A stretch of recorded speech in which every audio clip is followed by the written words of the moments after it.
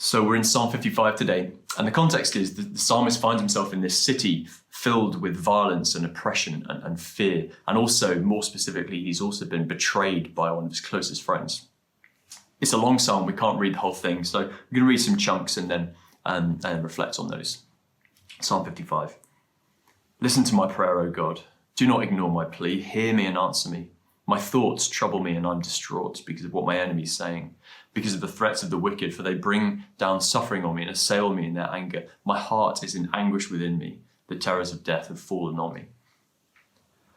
The psalmist is experiencing real inner anguish and pain in his heart, in his thoughts. It seems to me what's happening is all that's happening around him is somehow getting a grip on his heart, and his mind is getting in his head.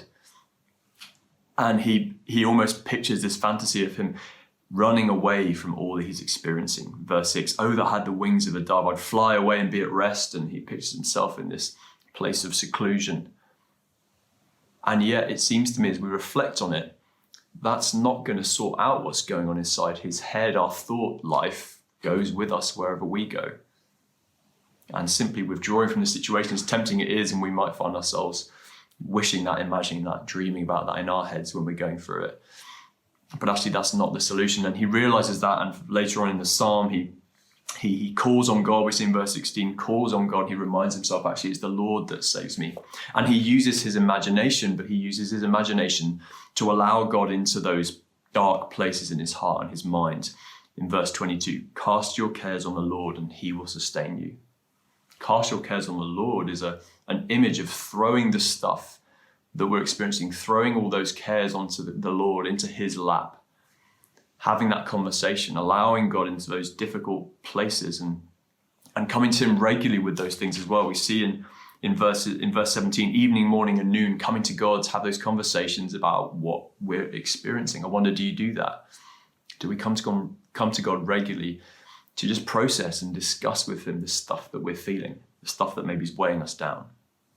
So it's a chance to reflect on that and just to pray those things as well. Pray through what are some things that are weighing you down at the moment and to cast them onto the Lord. But another theme that I mentioned in this psalm is that of the city and the darker side of the city, verses 9 to 11. Lord, confuse the wicked, confound their words, for I see violence and strife in the city. Day and night they prowl about on its walls. Malice and abuse are within it. Destructive forces are at work in the city. Threats and lies and all those things that he sees, you could almost put with capital letters. They are, if you like, the personalities that seem to hold sway in the city, almost spiritual forces. It makes me wonder, as we look at Leeds, what are the things that you see that really need our prayers? Maybe we wouldn't describe Leeds quite in the same way as this, but is there a dark side to Leeds that needs our prayers, that we need to pray God's light into, if you like? And lastly, there is this theme of betrayal. The psalm, at its core, it has this complaint to God and this wrestling with the fact that the psalmist has experienced a deep and personal betrayal by a close friend. And it makes me wonder, have we experienced that? Have we experienced betrayal? It sounds like a grand word, isn't it, betrayal, but have you been let down by someone who you trusted? And do you need to process that with God? Do you need to come to God and talk it through and allow him into that place of hurt and talk to him about it? Or actually, have we been on the other side? Have we been the betrayer? Again, it sounds like a big, grand word. I'm not a betrayer, but have I let someone down recently? And do I need to have a conversation with God about what was going on there? Asking for forgiveness. Maybe even seeking the forgiveness of the person who we've let down. So there's a few things to pray for. And as we go into these perhaps difficult places in our hearts, again, it's remembering verse 22, cast your cares on the Lord and he will sustain you. He will never let the righteous be shaken. Allowing those words of hope to engage your imagination, allow you to come to God with the stuff that you're carrying.